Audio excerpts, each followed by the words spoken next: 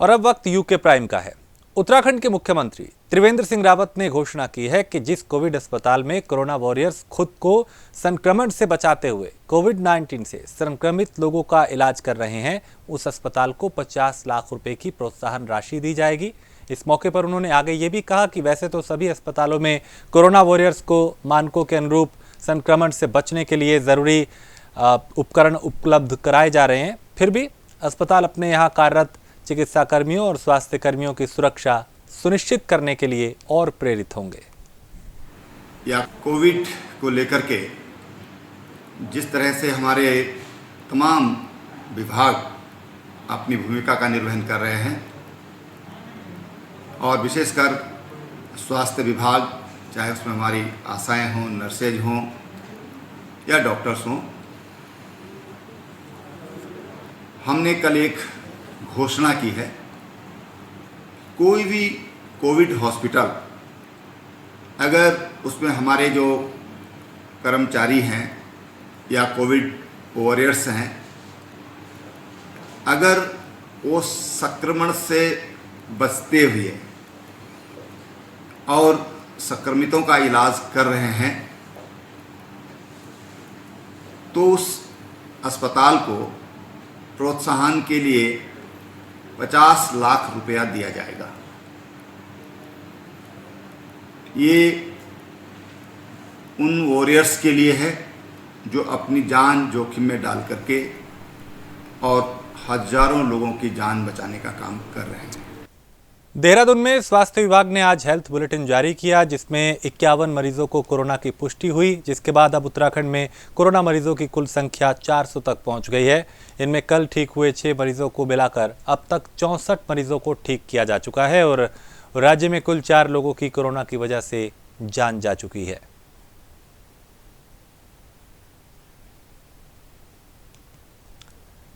Corona के चलते देश भर में लगे लॉकडाउन के कारण बीजेपी के तमाम कार्यक्रम स्थगित हो गए थे, लेकिन अब लंबे समय तक चलने वाले इस लॉकडाउन की वजह से बीजेपी अपने सभी कार्यक्रम सोशल मीडिया के माध्यम से करने जा रही है, जिसकी तैयारी भी शुरू हो चुकी है। इसी संबंध में प्रदेश के आईटी सेल के संयोजक शेखर वर्मा ने बताया कि मोदी सरकार के 1 साल पूरे होने के अवसर पर राष्ट्रीय अध्यक्ष जेपी नड्डा फेसबुक के माध्यम से बूथ लेवल के कार्यकर्ताओं को संबोधित करेंगे। इस समय जो माहौल है बहुत खतरनाक माहौल है। सोशल डिस्टेंसिंग का भी पालन करना है और हमें अपने 1 साल के कार्य को लोगों तक पहुंचाना भी है, तो उसके लिए सबसे अच्छा माध्यम है सोशल मीडिया। उत्तराखंड में आप अगर फेसबुक पे जाएंगे तो 28 लाख यूज़र हैं, ट्विटर पे जाएंगे तो 2 लाख यूज़र हैं, और जो हमारे व्हाट्सएप से जो हमारी रीच है कार्यकर्ताओं में और बूथ, मंडल, जिले सब आप कनेक्ट करेंगे तो हमारे पास करीब 10 लाख कार्यकर्ताओं तक हमारी व्हाट्सएप के माध्यम से रीच है। तो हमारा यही रहेगा कि जो भी हमारी उपलब्धियाँ हैं और जो भी इंफॉर्मेशन है हम उसके माध्यम से कनेक्ट हुए। हाल ही में बीजेपी के मंत्री और विधायक ने मोदी चालीसा का विमोचन किया था, जिसके बाद विपक्ष लगातार बीजेपी सरकार पर हमलावर है। इस मामले का खंडन करते हुए बीजेपी विधायक खजान दास ने कहा, इसका खंडन हमारे प्रदेश अध्यक्ष बंशीधर ने भी कर दिया है। ये उनका व्यक्तिगत संदेश हो सकता है जिन्होंने इसका प्रचार प्रसार किया। माननीय प्रदेश अध्यक्ष जी ने खंडन किया है कि ये व्यक्तिगत मोदी चालीसा का जिस तरह से जो है लोगों ने उसका प्रचार प्रसार किया, ये व्यक्तिगत किसी का अपना एक संदेश हो सकता है। पार्टी की ऐसी रीति नीति नहीं है और पार्टी ने उनको भी बुलाया है, आदरणीय विधायक जी को भी बुलाया है कि ऐसे क्या कारण थे कि जिसमें आपको इस तरह से जो है कार्यक्रम करना पड़ा। भारतीय जनता पार्टी किसी व्यक्ति विशेष से नहीं चलती है, ये सामूहिक विचार यहाँ पर होते हैं, सामूहिक निर्णय होते हैं। इसलिए यदि कोई किसी व्यक्ति की पूजा अर्चना अगर करना भी चाहता है तो उनका अपना व्यक्तिगत विचार हो सकता है, पार्टी का कोई इससे लेना नहीं। उत्तराखंड में प्रवासियों की लगातार राज्य सरकार की तरफ से घर वापसी हो रही है, जिसे लेकर उत्तराखंड बीजेपी और कांग्रेस के नेताओं में जुबानी जंग जारी है। कांग्रेस प्रदेश अध्यक्ष प्रीतम सिंह ने मौजूदा सरकार की कार्यशैली पर सवाल खड़े करते हुए गंभीर आरोप लगाए। उन्होंने कहा कि प्रवासी उत्तराखंडियों को राज्य सरकार सही तरीके से क्वारंटीन की व्यवस्था का अनुपालन नहीं करा पा रही है। जगह जगह अव्यवस्थाएं हैं, जिस कारण लोगों को कई तरह की परेशानियां हो रही हैं। साथ ही प्रदेश कांग्रेस अध्यक्ष ने मोदी सरकार के 1 साल पूरे होने पे दूसरे कार्यकाल का जो 1 साल पूरा हो रहा है उस पर भी जो तैयारियां की जा रही हैं उस पर तंज कसा। नहीं, देखिए, जो क्वारंटाइन सेंटर की व्यवस्था देखने को मिली है, कहीं पर भी समुचित व्यवस्था नहीं। पानी का अभाव है, खाने का अभाव है, शौचालय का अभाव है, और जो चीज़ें खुलकर के सामने आ रही है, महाराणा स्पोर्ट्स कॉलेज देहरादून के अंदर जो है 900 चादरें गायब हो गई। इसी तरीके से जो है उधम सिंह नगर में एक महिला के साथ एक सिपाही द्वारा जो है अभद्रता की जाती है, वो मामला सामने आया है। इसी तरीके से नैनीताल जनपद में एक क्वारंटाइन सेंटर में जो है एक बच्ची को जो है सांप डस देता है, उसकी मृत्यु हो जाती है। तो वो क्वारंटाइन सेंटरों में तो ऐसा लग रहा है जैसे कोई व्यवस्था उसमें नहीं। ये हालत है, स्थिति, ये व्यवस्था सरकार को करनी चाहिए। हरिद्वार में नमामि गंगे घाट पर लगी संत रविदास की मूर्ति खंडित होने से विवाद हो गया। इस घटना की सूचना मिलते ही ज्वालापुर विधानसभा से बीजेपी विधायक सुरेश राठौर मौके पर पहुंचे और मूर्ति को दोबारा स्थापित किया। सुरेश राठौर ने पुलिस से सख्त कार्रवाई करने की मांग की। दरअसल नमामि गंगे घाट पर बीजेपी विधायक सुरेश राठौर ने संत रविदास की मूर्ति स्थापित की थी, जिसको बीती रात कुछ शरारती तत्वों ने गंगा में फेंक दिया था। देखिए, अभी ये सूचना मिली थी नमामि घाट में मूर्ति थी जिसको बताया गया है कि ये पानी में गिरी हुई थी और हल्की सी खंडित हो रखी है। तो इसमें दिखवाया जा रहा है, इसमें मुकदमा अभी तहरीर मिलते ही इसमें मुकदमा दर्ज किया जाएगा और इसमें आवश्यक कार्रवाई की जाएगी।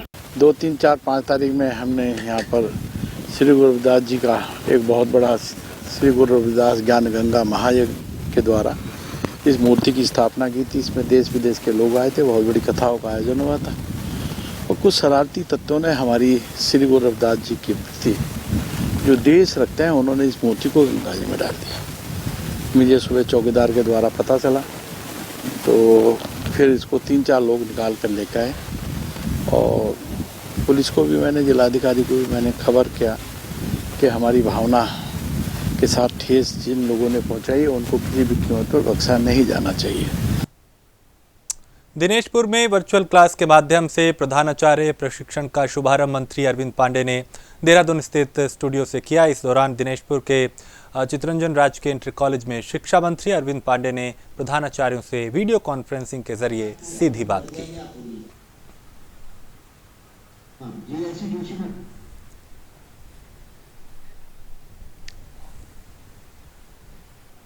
ये शिक्षा मंत्री द्वारा वर्चुअल क्लास में जो है संबोधित कर रहे हैं।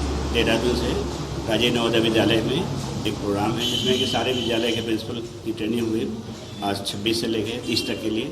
इसमें सभी लोगों से जानकारी ले रहे हैं कि किन विद्यालय में क्या दिक्कतें हैं, मतलब क्वारंटीन सेंटर तो नहीं है, इस संबंध में वो वहाँ पर परीक्षा कराने में कोई दिक्कत तो नहीं, असुविधा तो नहीं है, कैसा रहा है क्षेत्र का हमें कोरोना का, इस संबंध में मंत्री जी सीधे सीधे वार्ता कर रहे हैं ताकि जो है ना परीक्षा समय पर संपादित हो सके। बेसिकली आज मंत्री जी द्वारा जो प्रधानाचार्य हैं समस्त विकासखंडों के, उनका ऑनलाइन प्रशिक्षण सेवारत प्रशिक्षण के लिए उसका उद्घाटन सत्र आज ऑनलाइन वर्चुअल क्लासेस के माध्यम से उसका उद्घाटन किया गया, जिसमें माननीय मंत्री जी द्वारा ये भी जाना गया कि विकासखंड के अंतर्गत बोर्ड परीक्षा केंद्र कोई ऐसे तो नहीं है जो क्वारंटाइन सेंटर या रिलीफ सेंटर बनाए गए हों। हमारे विकासखंड के अंदर 2 परीक्षा केंद्र ऐसे हैं जहाँ पर एक में क्वारंटाइन सेंटर GIC सकैनिया में और GIC गदरपुर में रिलीफ सेंटर बनाया गया है और ये सूचना से उनको अवगत करा दिया गया है। और बेसिकली इसके पीछे ये जानना भी जरूरी, उनका ये जानना था कि जितने भी परीक्षा केंद्र हैं अगर वहाँ पे कोई सेंटर्स रिलीफ सेंटर या क्वारंटाइन सेंटर बने तो क्या उसके बाद कैसे स्थिति है कि अगर परीक्षाएं कराई जाती हैं तो उसका कैसे व्यवस्था करी जाए, इसके बारे में जानकारी दी। देहरादून के जिलाधिकारी डॉक्टर आशीष श्रीवास्तव ने आज एक ट्रेन देहरादून से यूपी के फैजाबाद और अयोध्या के लिए रवाना की, जिसमें 1152 लोग जा रहे हैं।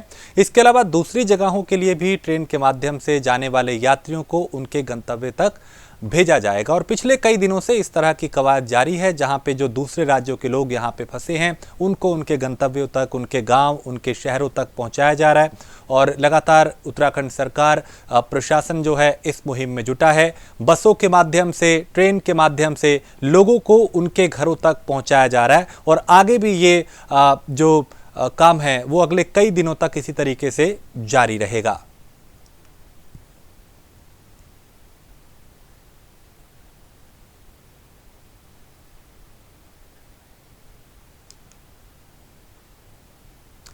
रुद्रप्रयाग में नवनियुक्त जिलाधिकारी वंदना सिंह चौहान ने कार्यभार ग्रहण करने के साथ ही अपने कार्य करने की शैली से भी अवगत करा दिया है।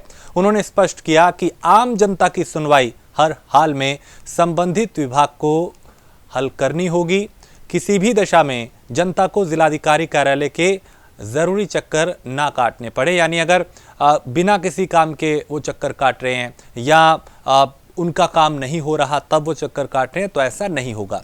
इसके लिए विभागीय स्तर पर ही समस्या का समाधान होना चाहिए। अगर कोई व्यक्ति जिला अधिकारी के पास आता है तो ये समझा जाएगा कि संबंधित विभाग काम नहीं कर रहा है, लिहाजा उस विभाग के खिलाफ उनके जो प्रमुख होंगे फिर उनके खिलाफ भी कार्रवाई हो सकती है। तो जरूरी है हर विभाग अपनी जिम्मेदारी को समझे और गंभीरता से काम करे ताकि लोगों की समस्याओं का समाधान हो और उन पर किसी तरीके की परेशानी ना आए। रखने का देखिए, डीएम का जो दरवाजा है मैं उसको ओपन रखने का प्रयास करूंगी, जितना ज्यादा वो ओपन रहेगा। पहली चीज तो ये है, और दूसरा प्रयास रहेगा कि डीएम के पास आने की आवश्यकता कम पड़े। मैडम आप तो ये मेरा जो है प्रयास ये रहेगा, लोगों को जितना ज्यादा संभव हो नीचे समाधान हो जाए। आने की आवश्यकता उसको तब पड़नी चाहिए जब नीचे इसका समाधान नहीं हो रहा है। अगर उसको मेरे पास आने की आवश्यकता पहले ही प्रयास में पड़ जा रही है, इसका अर्थ है कि मेरे नीचे वाला काम नहीं करना है। तो प्रयास ये रहेगा कि व्यक्ति सेंट्रिक ना हो, सिस्टम सेंट्रिक। रुड़की में आज स्थानीय पुलिस ने रामपुर चुंगी पर लॉकडाउन का उल्लंघन करने वाले लोगों के खिलाफ अभियान चलाया, जिसमें शाम 4 बजे के बाद 2 पहिया और 4 पहिया वाहनों से निकलने वाले लोगों के खिलाफ पुलिस ने सख्त कार्रवाई की।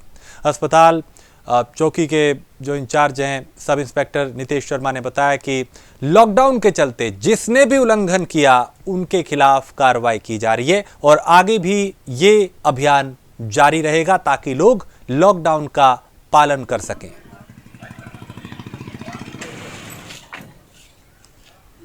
तो लॉकडाउन का जो अभी चल रहा है उसमें 4 बजे के बाद जो भी आवाजाही हो रही है, अनावश्यक रूप से जो वाहन चल रहे हैं उनके ऊपर MV एक्ट के तहत कार्रवाई की जा रही है। अगर कोई वाहन विदाउट पास और इसेंशियल कमोडिटी वाला नहीं है तो उसको उस पर हम लोग MV एक्ट के तहत कार्रवाई कर रहे हैं।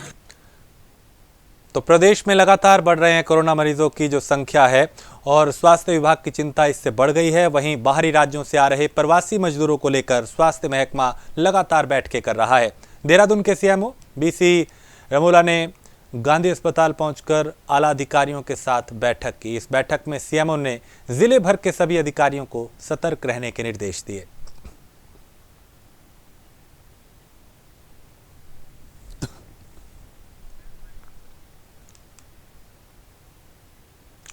डोईवाला में यमकेश्वर की बीजेपी विधायक रितु खंडूड़ी ने कर्मवीर योद्धाओं को सम्मानित किया। सम्मानित लोगों में कई महिलाएं और सामाजिक कार्यकर्ता भी शामिल रहे, जिन्होंने मुश्किल की इस घड़ी में जनसेवा की। बता दें कि मां वैष्णो देवी मंदिर समिति से जुड़ी हजारों महिलाएं मास्क बनाकर हर जरूरतमंद को दे रही हैं ताकि कोरोना से अपना वो बचाव कर सकें। मैं पहले बता दूं आपको कि हमारी महिलाओं ने 22 मार्च से लेकर आज तक बहुत ही मजबूती से संगठन के साथ काम करते हुए कोविड-19 के साथ लड़ाई लड़ी है। मोदी टिफ़िन हो, राशन, सूखा राशन बांटना हो, आरोग्य सेतु डाउनलोड कराना हो, PM केयर्स में फंड डालना हो या फेस कवर बनाने हो, इसमें जुनूनी तरीके से मेरी महिलाएं, मेरी बहनें लगी रहीं और पूरे उत्तराखंड में कोई ऐसा मंडल नहीं है जहां पे महिलाएं बाहर ना निकली हों, मेरी बहनें बाहर ना निकली हों कोविड से लड़ने के लिए। हमने जो है अपने कोरोना योद्धाओं को सम्मानित किया, जो हमारी महिलाएं मास्क बना रही हैं, जो राशन किट वगैरह बांट रहे हैं, जो बहुत यहाँ पे काम कर रहे हैं, उन सभी को हमने यहाँ पे सम्मानित किया है। हमारे कोरोना योद्धा हैं, उनको हमने सम्मानित किया है। कौन आए थे, कौन से विधायक थे, कहाँ के विधायक थे? हमारी जो प्रदेश अध्यक्ष हैं और हमारी विधायक हैं वो यमकेश्वर की, वो आज डोईवाला विधानसभा में पहली बार उनका आगमन हुआ था और आज वो ये सब जगह प्रदेश में हर जगह जा करके सभी कोरोना योद्धाओं को सम्मानित कर रही हैं।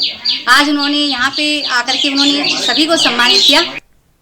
मसूरी में प्रशासन ने एक बार फिर लोगों को सोशल डिस्टेंसिंग का पालन कराने और मास्क पहनने को लेकर अभियान चलाया और इसके तहत मसूरी के SDM वरुण चौधरी ने मुख्य बाजार में दुकानदारों को दुकान के बाहर सफ़ेद रंग के गोले बनाने के लिए कहा ताकि लोग सोशल डिस्टेंसिंग का ख्याल रख सकें और ये भी कहा कि जो भी दुकान पे आए उनके चेहरों पे मास्क होना चाहिए। यदि ऐसा ना हो तो उन्हें किसी भी तरह की कोई भी चीज ना दी जाए। यानी साफ है कि लॉकडाउन का पालन करें और मास्क बाहर जरूर पहनें।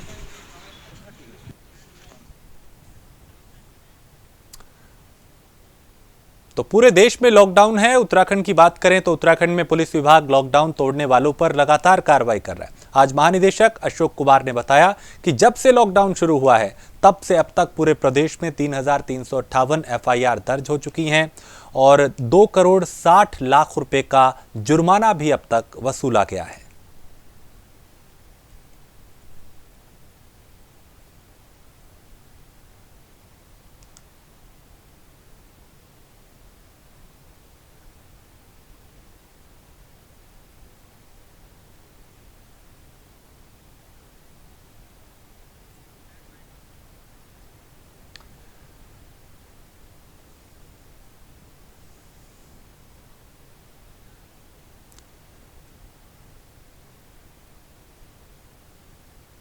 गैरसैंण के GMBN गेस्ट हाउस को आइसोलेशन सेंटर बनाए जाने का नगरवासियों ने विरोध किया। मंगलवार को नगरवासियों ने सामाजिक कार्यकर्ता मोहन राम टमटा के नेतृत्व में उप जिलाधिकारी गैरसैंण कौस्तुभ मिश्र से मुलाकात कर फैसिलिटी क्वारंटीन सेंटर को आबादी से बाहर बनाए जाने की मांग की। उन्होंने कहा कि GMBN पर्यटन आवास गृह आवासीय कॉलोनी के मध्य स्थित है, जहां कोरोना संभावित प्रवासियों को रखे जाने से संक्रमण की संभावना बनी हुई है। लिहाजा लोग डरे हुए हैं और इसे कहीं और शिफ्ट करने की मांग की। में कुछ लोगों को रखा गया था, उसको लोगों को कहना है कि थोड़ा सा बाजार के पास पड़ रहा है, जबकि मैंने उनको समझाया कि ऐसा कोई विषय नहीं है। बाजार बाद में, पहले मेरा आवास पास पड़ता है। निश्चित तौर से ऐसा काल चल रहा है कि कभी कभी कुछ भ्रांतियां मस्तिष्क में आ जाती हैं, तो हमने उनको समझा भी दिया है और लोग संतुष्ट होकर गए हैं। जो यथासंभव सर्वोत्तम विकल्प है उसका उपयोग करेंगे। लोग संतुष्ट हैं, तो किसी प्रकार की कोई समस्या नहीं है। उनके मन में कोई भाव था तो वो अपनी बात कहना चाह रहे थे, मैंने उस पर उनको सकारात्मक वो दिया है, तो निश्चित तौर से कोई दिक्कत नहीं है। रुड़की की ग्रीन पार्क कॉलोनी में कोरोना पॉजिटिव मरीज मिलने के बाद प्रशासन द्वारा पूरे मोहल्ले को सील कर दिया गया, जिसका आज सेक्टर मजिस्ट्रेट ने निरीक्षण किया।